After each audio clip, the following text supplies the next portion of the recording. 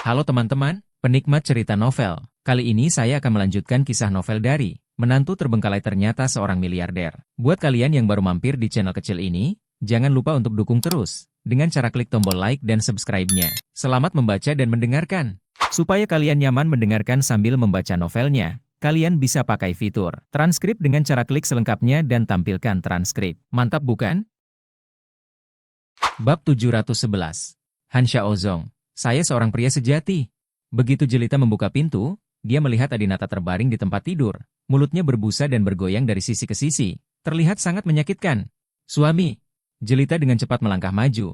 Dan ketika dia melihat Adinata seperti ini, dia langsung berteriak ketakutan. Iya, seseorang datang dengan cepat, Adinata akan mati.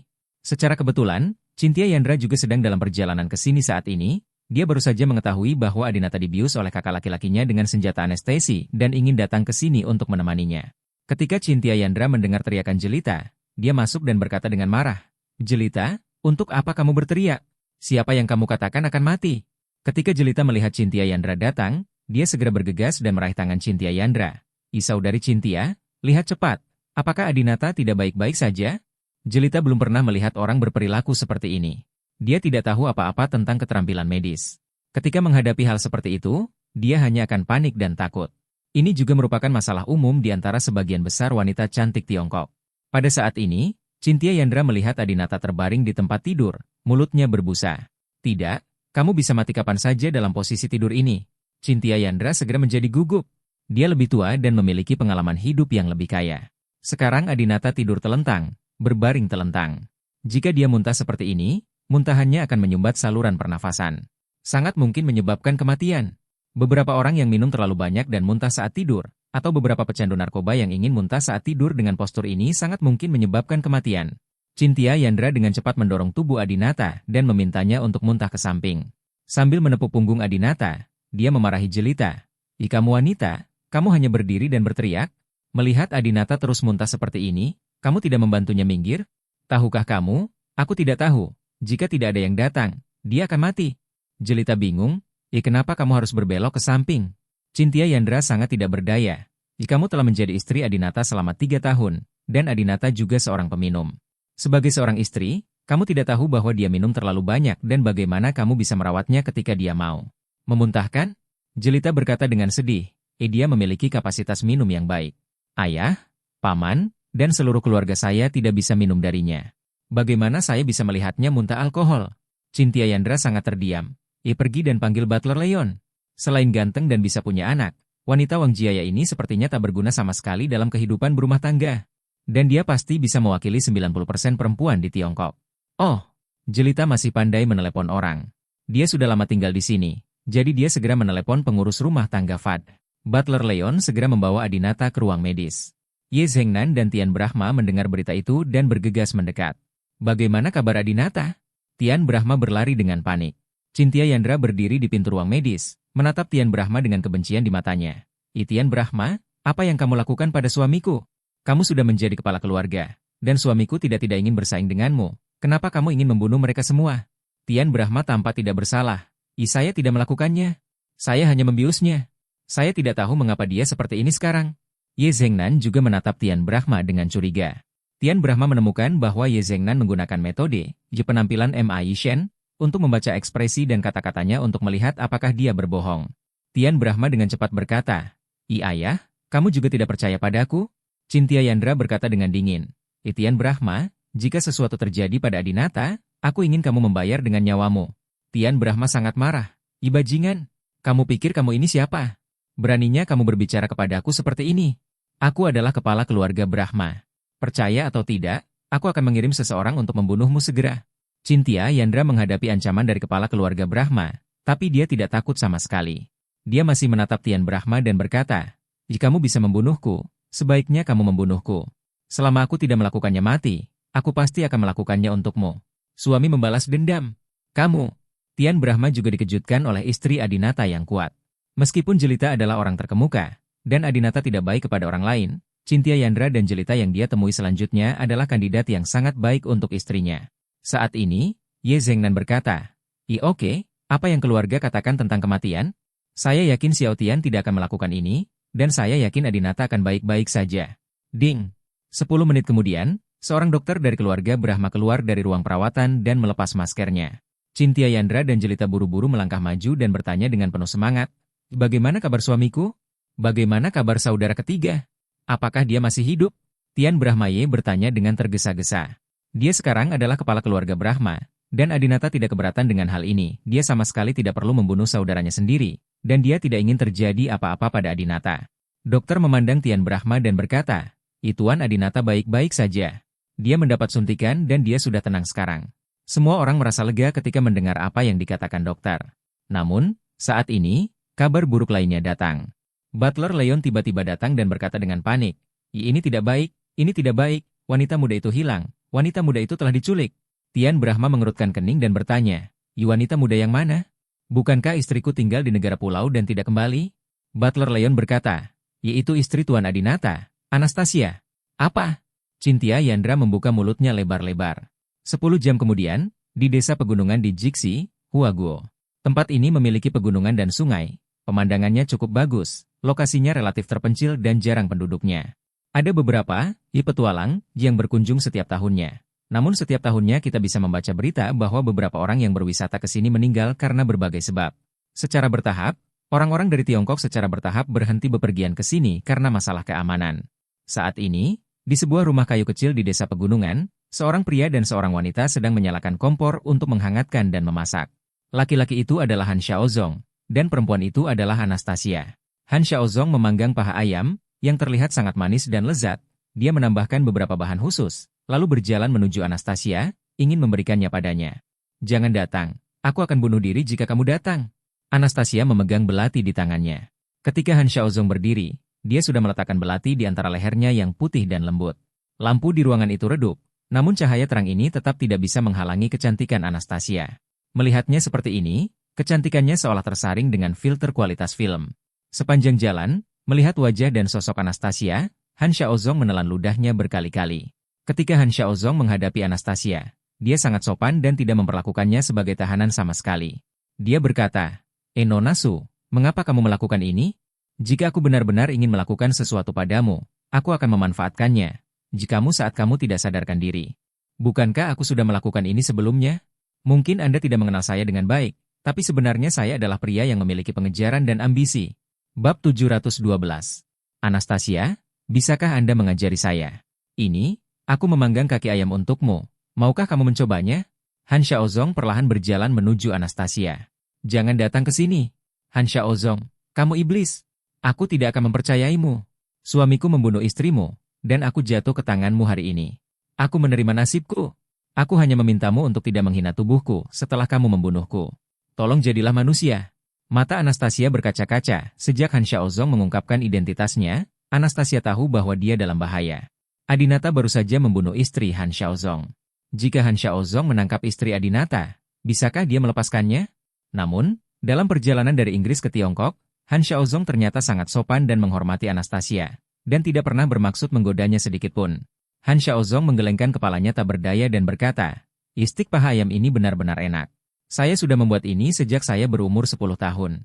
Setelah itu, Han Xiaozong berjalan kembali ke posisi semula, membuka mulutnya dan menggigitnya, makan dengan lahap, dan berkata sambil makan. Menurutmu mengapa aku pasti akan menyakitimu? Bahkan jika aku ingin membalaskan dendam istriku, aku bisa membunuh Adinata saja, dan aku tidak akan menimbulkan kebencianku padamu. Kamu sangat cantik, sangat putih, dan sangat murni, aku benar-benar tidak tega membunuhmu, hehe." Anastasia menyatukan kedua kakinya dan membungkus bajunya erat-erat untuk melindungi dirinya. "Jika kamu tidak ingin membunuhku, lalu mengapa kamu menangkapku?" Anastasia bertanya. Han Xiaozong terkekeh dan berkata, Adinata sangat penting bagiku. Masa depanku sepenuhnya bergantung padanya, jadi aku tidak akan pernah membunuhnya. Tahukah kamu siapa suamimu? Dia adalah dewa dan dia memiliki kemampuan untuk meramal masa depan.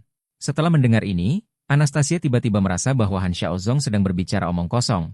Omong kosong. Jangan bicara padaku tentang dewa dan hantu ini. Aku tidak percaya pada ini, dan aku tidak takut pada mereka. Rumah ini agak dingin, tidak seperti rumah yang biasa ia tinggali di ibu kota yang memiliki pemanas dan AC. Anastasia sedikit takut, sehingga tubuhnya sedikit gemetar.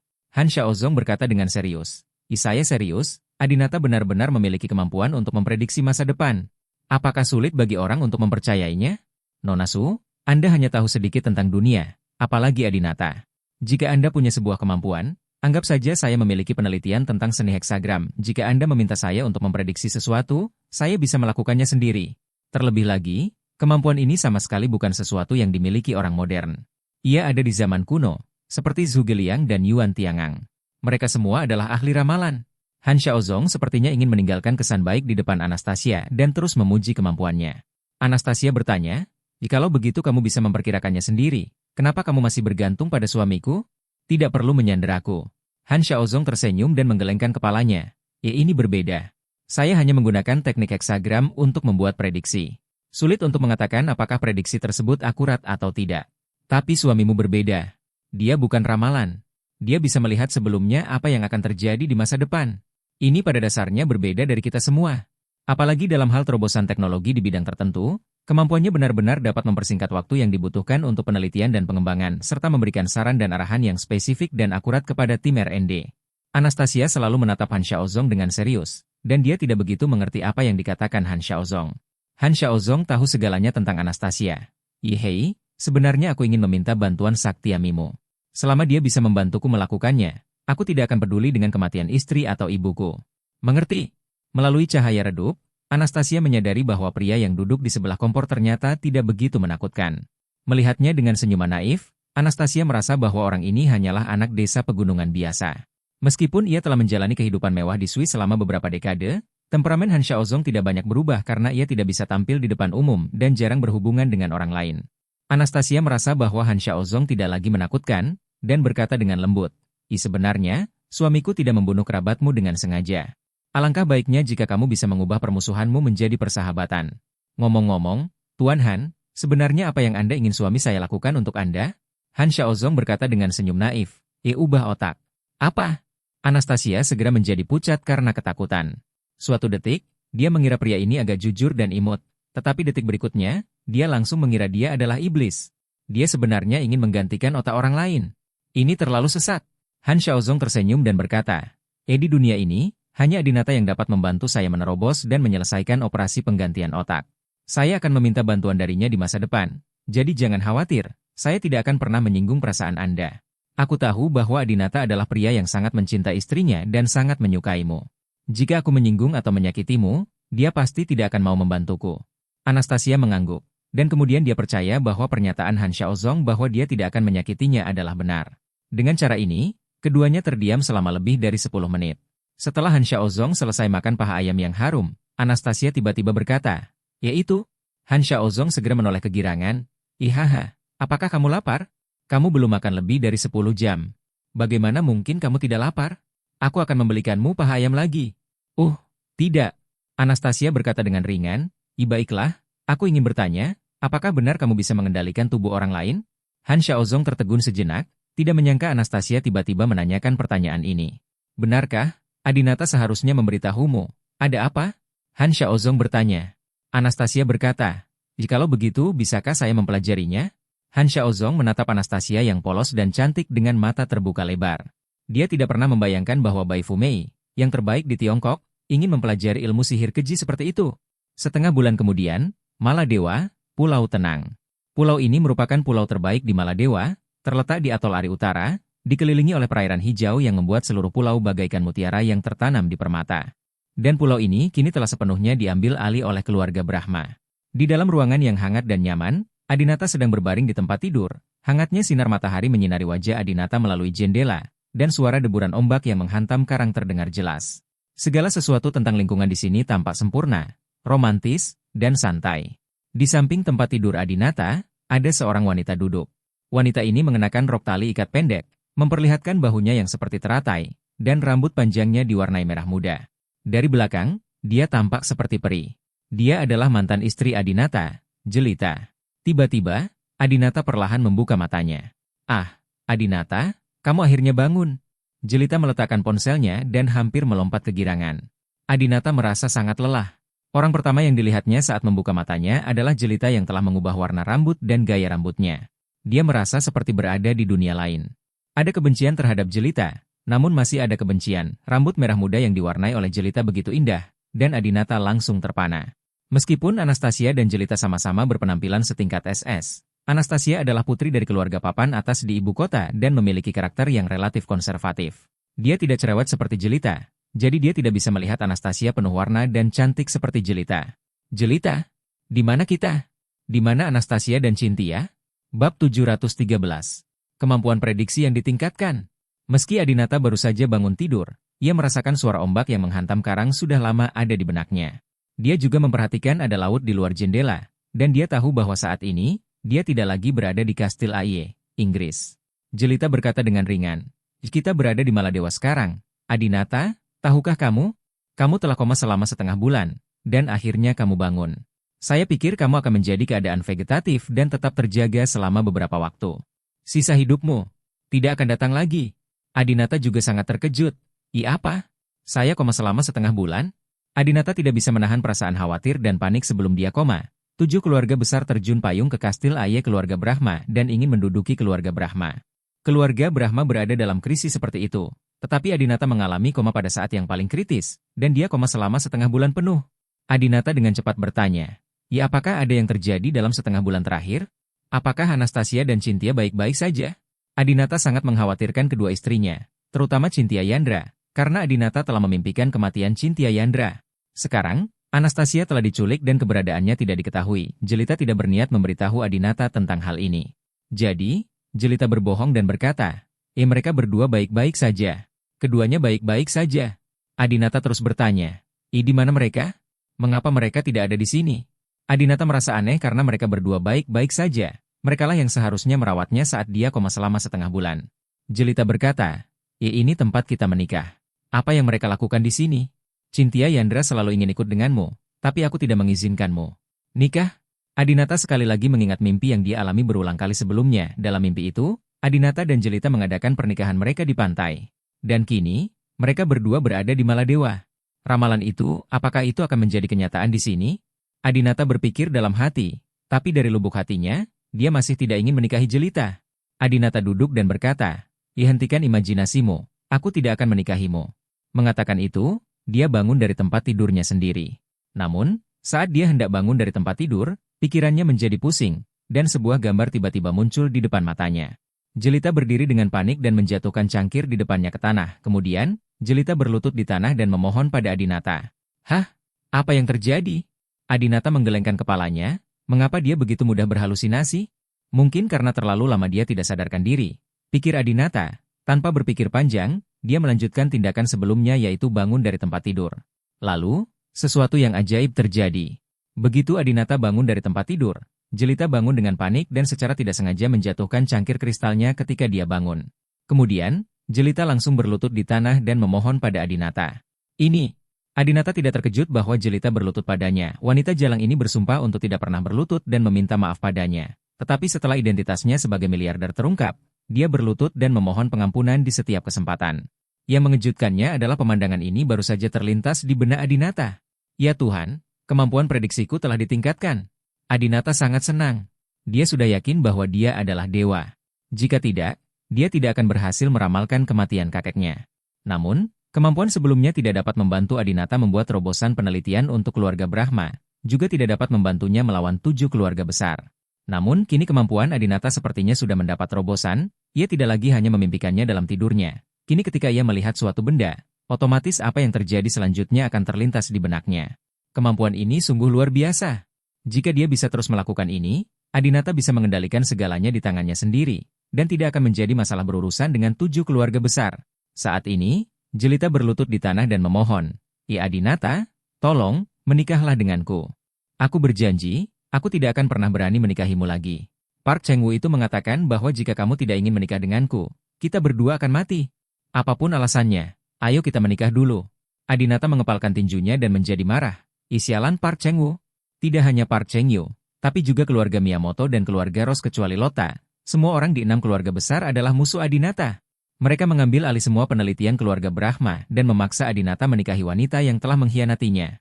Namun, saat ini, Adinata harus menyerah. Karena sekarang keluarga Brahma sepenuhnya dikendalikan oleh 7 keluarga besar, dan Park Cheng-woo mungkin benar-benar membunuhnya kapan saja. Tidak perlu khawatir tentang perbukitan hijau dan kayu bakar. Jika aku tidak mematuhi Park Cheng-woo sekarang dan menolak pernikahan ini, hidupku mungkin dalam bahaya. Saya masih bisa melindungi diri saya sendiri, tapi kedua istri saya mungkin terkena dampaknya. Di zaman dahulu, Go Jian mengalami kesulitan. Saya baru saja menikahi seorang wanita. Apa yang salah dengan saya? Selain itu, wanita ini dulunya adalah wanita yang sangat saya cintai. Sekarang, hal terpenting bagiku adalah mendapatkan kembali kendali atas keluarga Brahma, membebaskan keluarga Brahma dari kendali 6 keluarga besar, dan membunuh semua anggota 6 keluarga besar. Juga, kemampuanku untuk memprediksi sekarang tampaknya telah ditingkatkan. Dengan kemampuan ini, aku perlahan-lahan dapat mengembangkan penelitian rahasia dan berusaha untuk mengungguli 6 keluarga besar dan tetap berada di depan mereka. Adinata banyak berpikir dalam benaknya. Setelah dia bangun, seluruh hatinya sangat tenang dan pikirannya sangat jernih. Dia tidak lagi bertindak sembarangan seperti sebelumnya. Dia memutuskan untuk mengikuti teladan Go Jian dan menikahi Jelita terlebih dahulu sesuai keinginan Park Cheng-woo. Adinata memandang Jelita. Setelah mewarnai rambutnya, wanita ini tampak seperti gadis muda.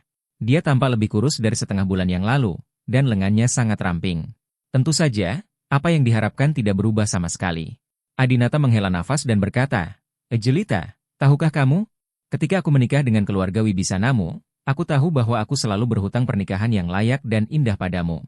Sebenarnya, aku selalu merencanakan bahwa suatu hari nanti, aku bisa menyiapkan pernikahan untukmu. Dan dalam rencanaku, pernikahan kita akan diadakan di sini, di pantai. Jelita tergerak, jikamu Adinata. Adinata mengulurkan tangan dan meraih lengan Jelita, yang ramping seperti siswa sekolah menengah. Bangunlah, mungkin sudah takdir kau dan aku akan mengadakan pernikahan di sini, dan kita ditakdirkan untuk tidak bisa melarikan diri. Saya menerimanya. Mendengar Adinata mengucapkan kata-kata, saya menerima. Jelita melompat dengan gembira dan memeluk Adinata erat-erat karena kegirangan. Suamiku, terima kasih telah memberiku kesempatan lagi. Aku bersumpah, kali ini aku menikah denganmu. Aku akan menjalani kehidupan yang baik dan menjadi istri yang baik dan berbudi luhur. Aku tidak akan pernah. Saat Jelita membuat janji, Adinata tiba-tiba mengulurkan tangannya dan menghentikan Jelita berbicara. Hei, tidak perlu mengatakannya. Simpan saja kata-kata ini di hatimu. Ya, Jelita dengan gembira mencium Adinata. Namun, yang dipikirkan Adinata di dalam hatinya adalah, Jelita, aku tidak menginginkan jaminanmu, bukan karena aku percaya padamu, tapi karena aku tidak peduli lagi. Bab 714. Kekuatan bawaan tidak bisa disinggung. Adinata menikahi Jelita untuk sementara waktu menoleransi pembunuhan keluarga PU dan keluarga lainnya, menyembunyikan kekuatan mereka dan menunggu waktu, menggunakan kemampuan prediksi mereka untuk mendapatkan kembali kekuasaan, dan mengembangkan teknologi baru yang lebih baik daripada keluarga lain. Teknologi dan senjata akan datang. Oleh karena itu, untuk mencegah keluarga lain menghancurkan rencananya, dia harus berpura-pura patuh di permukaan dan menerima nasibnya. Dengan cara ini, mereka akan lengah. Mengenai apakah Jelita benar-benar berubah pikiran, Adinata tidak peduli sama sekali. Tentu saja, setelah keduanya menikah, Jelita secara nominal menjadi istri Adinata lagi, dan Adinata tidak akan pernah mengizinkannya main-main dengan pria lain lagi dan memengaruhi reputasinya. Semua pria peduli dengan wajah. Pada saat ini, seorang pria kulit putih berjas dokter berjalan mendekat sambil tersenyum. Syukurlah, kamu akhirnya bangun. Apa sih yang disuntikan orang itu padamu hingga menimbulkan reaksi sebesar itu darimu? Ya, kami terus menyuntik kamu dengan obat penenang, menyebabkan kamu tidak sadarkan diri terlalu lama. Adinata mendengarkan apa yang dikatakan dokter dan merasakan sedikit keraguan di dalam hatinya. Orang itu? Suntikan saya? Mungkinkah setelah Adinata pingsan oleh Tian Brahma dengan senjata anestesi, dia disuntik dengan sesuatu? Siapa orang itu? Jika Anda mengalami terobosan dalam kemampuan prediksi Anda, apakah itu ada hubungannya dengan orang itu?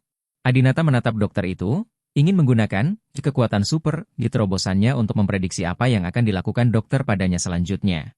Namun, kali ini, ketika dia berkonsentrasi pada prediksi, yang terlintas di benaknya adalah gambaran yang sangat kabur.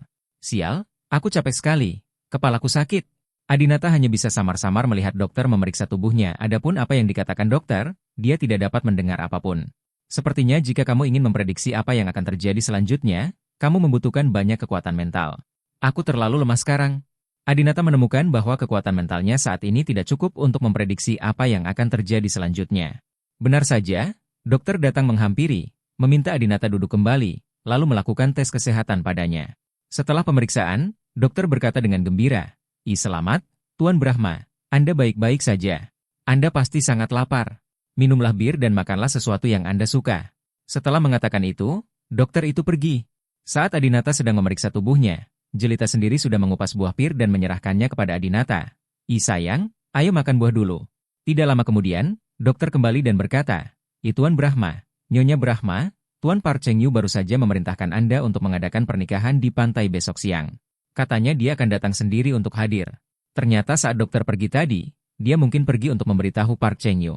Melihat dokter itu tampak familiar, Adinata bertanya, ya apakah Anda dokter keluarga Brahma kami? Dokter menjawab, dia, saya direkrut ke dalam keluarga Brahma oleh Tuan Brahma Zhengnan 15 tahun yang lalu. Adinata sangat marah. Ya Anda adalah dokter dari keluarga Brahma kami, tetapi Anda memanggil saya Tuan Brahma, dan malah memanggil saya Tuan Park Cheng-yu? Anda bahkan tidak tahu siapa tuannya. Dokter tersenyum dan menjawab, Tuan Brahma, saya khawatir bukan saya yang bingung, tetapi Anda. Sekarang keluarga Brahma sudah tidak ada lagi hanya dalam nama. Bahkan kepala keluarga Brahma, Tian Brahma, kakak tertuamu, telah menjadi pelayan dari 7 keluarga besar. 7 keluarga besar telah menjadi bupati keluarga Brahma dan mendominasi segalanya di keluarga Brahma. Nama saya Master Pu Cheng-yu. Apakah ada yang salah? Dokter kulit putih ini juga bermaksud mendidik Adinata dengan nada suaranya. Adinata marah di dalam hatinya. Keluarga Brahma memiliki ratusan atau bahkan ribuan bawahan seperti dokter, dan keluarga Brahma selalu menghargai bakat dan memperlakukan mereka dengan sangat baik. Tidak ada perbedaan antara tuan dan pelayan sama sekali, terlebih lagi untuk mereka nikmati kekayaan tanpa akhir. Sekarang keluarga Brahma dikendalikan oleh 7 keluarga besar. Dokter dari keluarga Brahma ini memberontak begitu cepat. Benar-benar melupakan kebaikan yang telah diberikan keluarga Brahma kepadanya selama 15 tahun terakhir. Keluarga Brahma memandang ke dokter dan berkata, iya, benar. Anda melakukan hal yang benar. Sebutkan nama Anda. Dokter mendengus dingin dan berkata dengan nada menghina.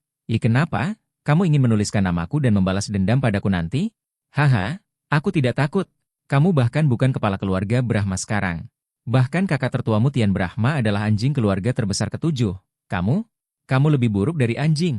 Sebelum Adinata bisa marah, Jelita tidak tahan lagi. Anda dokter, mengapa Anda berbicara seperti ini? Mengapa Anda memarahi suami saya? Suami saya hanya menanyakan nama Anda. Anda dapat mengatakannya jika Anda mau, atau jika tidak. Kenapa kamu tidak mengatakannya saja? Kenapa kamu mengumpat? Itu sangat tidak berpendidikan. Tapi dokter kulit putih itu tetap agresif. Aku sudah mengatakan apa yang aku katakan, apa yang bisa dia lakukan padaku? FVCK. Aku tidak suka keluarga Brahma MU sejak awal.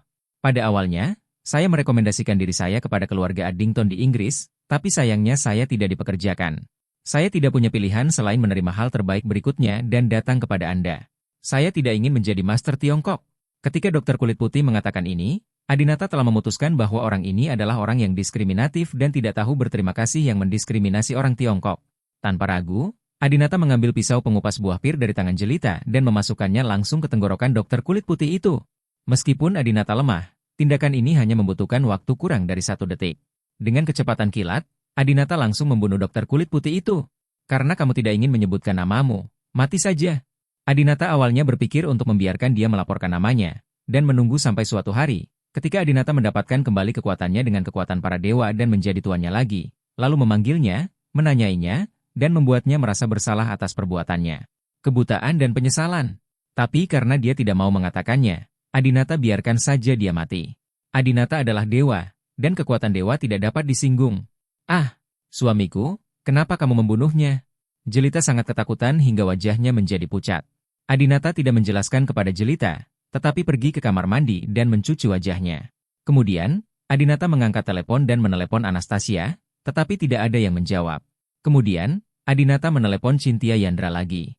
Halo, suami? Cynthia Yandra menjawab panggilan pertama, dan suaranya sangat mendesak.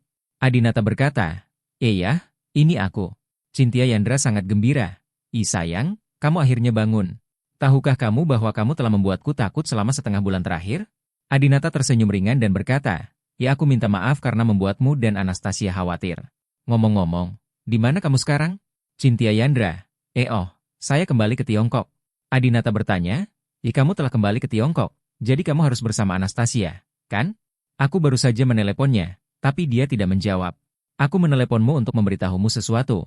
Jelita dan aku akan menikah besok. Jangan khawatir, saya tidak akan memperlakukannya sebagai istri saya. Ini hanya tindakan sementara. Anda menunggu saya sampai saya memiliki cukup kekuatan untuk menghadapi 6 keluarga besar. Saya akan memberitahu Jelita untuk mendapatkan sejauh mungkin. Setelah mendengar kata-kata Adinata, Cynthia Yandra menjadi ragu-ragu. Pada akhirnya, haruskah dia memberitahu Adinata tentang penculikan Anastasia? Bab 715. Kamu Xuan sedang diburu. Cynthia Yandra awalnya ingin mengatakannya. Tetapi ketika dia mendengar Adinata mengatakannya sekarang, dia menahan diri dan menunggu kesempatan dalam diam. Cynthia Yandra berubah pikiran karena dia tahu bahwa begitu Adinata tahu bahwa sesuatu telah terjadi pada Anastasia, dia tidak akan mampu lagi menanggungnya. Dia akan melakukan apapun untuk wanita yang sangat dia cintai. Jadi, Cynthia Yandra menjawab, "Oh, Anastasia baru saja keluar, mungkin dia tidak membawa ponselnya. Suamiku, kamu tidak perlu mengkhawatirkan kami percaya padamu, kami yakin kamu pasti bisa mengalahkan mereka. Orang jahat." Setelah menutup telepon, Cynthia Yandra, yang saat ini berada di Tiongkok, mengenakan pakaian sederhana, menghela nafas. Ganendra, yang berdiri di sampingnya, bertanya, apakah Tuan Muda Brahma baik-baik saja? Mengapa Anda tidak memberitahu Tuan Muda Brahma bahwa Tuan Anastasia diculik? Cynthia Yandra kini mencari keberadaan Anastasia bersama bawahan lama Adinata, Ganendra, Xiao Wang, Yihua dan lainnya. Tentu saja, setelah anggota keluarga sakti mengetahui berita tersebut, mereka juga melakukan penyelidikan di seluruh Tiongkok. Mereka semua merasa bahwa Han Xiaozong, yang menculik Anastasia, berasal dari Tiongkok dan kemungkinan besar akan membawanya kembali ke Tiongkok. Cynthia Yandra menghela nafas. Sekarang Adinata baru saja bangun dari koma selama setengah bulan. Aku tidak ingin dia khawatir tentang kemana Han Xiaozong sialan ini membawa saudari Anastasia. Iblis ini, jangan sakiti saudari Anastasia. Ganendra juga berkata dengan cemas. Saya pikir dengan kekuatan Han Xiaozong, jika dia ingin menyakiti Tuan Anastasia, dia akan membunuhnya sejak di kastil. 1 lawan 1. Saya tidak berpikir Tuan Brahma adalah bahkan Han Xiaozong. Saingan sang penyihir. Dia pasti telah membawa pergi Tuan Anastasia sebagai sandera dan mengancam Tuan Muda Brahma untuk melakukan sesuatu di masa depan. Tuan Anastasia pasti aman. Hanya saja aku tidak membunuhnya. Aku khawatir bajingan itu akan salah berpikir tentang Tuan Anastasia. Tuan Anastasia sangat cantik. Cynthia Yandra juga khawatir tentang ini. Saya juga khawatir tentang ini. Bagaimana jika saudari Anastasia benar-benar dinajiskan oleh iblis itu?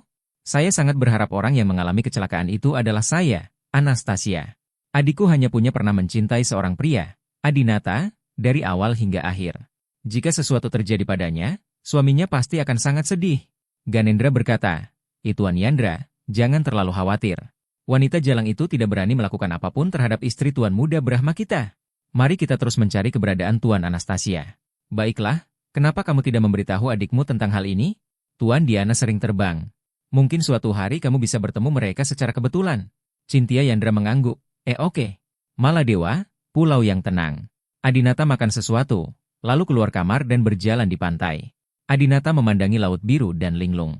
Pada saat ini, Adinata tiba-tiba merasakan deru langkah kaki di belakangnya. Seseorang.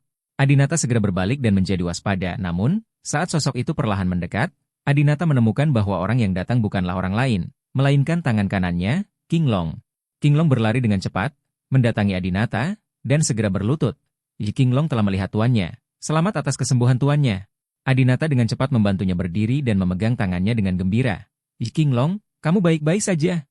Aku baru saja mengkhawatirkanmu. Kamu ketahuan oleh keluarga Miyamoto. Mereka tidak melakukan apapun padamu, kan? King Long berkata, Miyamoto Masaki telah mengirim orang untuk memburuku, dan ada beberapa mata-matanya di dekatnya. Oleh karena itu, selama hari-hari ini, aku hanya bisa berjaga dalam kegelapan secara diam-diam, dan tidak dapat melindungi tuanku dari jarak dekat. Mohon maafkan saya, Guru. Adinata dengan cepat berkata, apa yang kamu bicarakan? Baik-baik saja. Miyamoto Masaki adalah orang yang berpikiran sempit yang harus membalas dendam. Kami berdua sering bermain dengannya sebelumnya. Jika bukan karena Miss George dan Lota mohon maafkan saya pasti sudah dibunuh oleh mereka sejak lama. Dan kamu, dia pasti tidak akan rela membunuhmu. Ngomong-ngomong, apakah pesawat dan personel kita masih di sana? Sekarang keluarga Brahma dikendalikan oleh 7 keluarga besar, kecuali uang, perusahaan duniawi, dan aset, segala sesuatu yang berhubungan dengan masa depan tidak lagi menjadi milik keluarga Brahma. Termasuk Zephyr 3 milik Adinata. Jadi Adinata sangat khawatir pesawat silumannya akan dibawa pergi. Pesawat ini adalah benda yang menyelamatkan nyawa, dan merupakan kunci untuk membedakannya dari generasi kedua yang kaya raya. Setelah ini hilang, Adinata akan menjadi generasi kedua kaya biasa, yang hanya memiliki uang. King Long menjawab, tetap saja, saya telah mengendalikan Zephyr nomor 3 Anda. Namun, 6 keluarga besar menganggap Zephyr nomor 3 sebagai ancaman besar dan telah memerintahkan bahwa setelah Zephyr nomor 3 ditemukan, mereka akan segera untuk menghancurkan, termasuk kelompok pria kami. Dalam setengah bulan terakhir, kami diikuti oleh jet tempur dari keluarga PU dan keluarga Miyamoto, dan banyak orang kami tewas. Rumput. Adinata mengepalkan tinjunya dan sangat marah. Ketika dia mendengar bahwa banyak saudara laki-lakinya telah dibunuh oleh keluarga Pu dan keluarga Miyamoto, Adinata sangat marah sehingga dia berharap bisa menghancurkan kedua keluarga ini sekarang. Park Seok-jun, Park Sung-woo, Miyamoto Kurasuke, Miyamoto Masaki, jika kamu berani membunuh saudaraku seperti ini, aku pasti akan membunuhmu dengan tanganku sendiri. King Long berkata, ya tidak hanya orang-orangmu, Zephyr nomor 2 milik Tuan Brahma Xuan dan gengnya juga berada dalam jangkauan serangan. Bahkan Tuan Brahma Xuan sendiri dibunuh oleh 6 kekuatan utama. Keluarga telah mengeluarkan pembunuhan memerintahkan, dan jika mereka terlihat, mereka akan langsung dibunuh. Apa? Adinata tiba-tiba terkejut. Mereka ingin membunuh saudara kedua? Kenapa? Ketiga saudara laki-laki dari keluarga Brahma baik-baik saja sekarang. Mengapa tidak membiarkan Xuan Brahma pergi saja? King Long berkata, Tuan Muda Tian Brahma sekarang adalah kepala keluarga Brahma dan telah tunduk kepada 7 keluarga besar. Namun, Tuan Muda Xuan Brahma tidak mematuhi 7 keluarga besar dan telah menyelinap pergi. Saya mendengar bahwa Tuan Muda Xuan Brahma dibuka dengan Zephyr 2-nya, dia diam-diam mengebom banyak pangkalan dari 6 keluarga besar, sehingga Tuan Brahma Xuan masuk daftar hitam. Sehat. Adinata menghela nafas, dia mengerti sifat Xuan Brahma. Dia selalu menyendiri sepanjang hidupnya, dia suka bermain-main dengan dunia, dan tidak terkendali. Bagaimana dia bisa bersedia menjadi anjing dari 6 keluarga besar? Adinata juga ingin melakukan ini dengan Xuan Brahma sebelumnya, untuk menghadapi 6 keluarga besar dan membombardir mereka dengan Zephyr. Tapi sekarang, dia tidak lagi memiliki ide ini. Melakukan ini hanyalah pertarungan kecil, dan tidak dapat menggoyahkan 6 keluarga besar sama sekali, juga tidak dapat menyelamatkan keluarga Brahma. Satu-satunya cara adalah dengan mengandalkan kekuatan para dewa untuk mengembangkan teknologi dan senjata yang lebih maju daripada 6 keluarga besar, dan kemudian memerintah mereka. Kakak kedua, kamu baik-baik saja sekarang? Adinata bertanya. King Long berkata, Tuan, jangan khawatir, saya belum pernah mendengar berita bahwa Tuan Muda Xuan Brahma terbunuh. Dia dan Suzaku adalah yang terbaik dalam bersembunyi. Saya yakin 6 keluarga besar mungkin tidak dapat menemukan mereka. Meski begitu, Adinata masih khawatir. Jika mereka membunuh saudara keduaku, aku akan membuat mereka membayar dengan darah. Saya benar-benar tidak menyangka bahwa situasi saat ini lebih buruk dari yang dibayangkan Adinata. Kakak tertua menjadi pesuruh, dan kakak kedua diburu oleh 6 keluarga besar, dan nyawanya dalam bahaya kapan saja. Dan aku akan dipaksa menikahi wanita yang tidak lagi kucintai besok. King Long berkata, Tuan, saya meletakkan monitor di kamar tempat Anda beristirahat. Saya mendengar pernikahan antara Anda dan Jelita besok. Tuan, jika kamu ingin pergi, aku akan segera membawamu keluar dari sini. Zephyr nomor 3 sudah siap. Orang-orang dari 6 keluarga besar tidak akan pernah menemukan kita.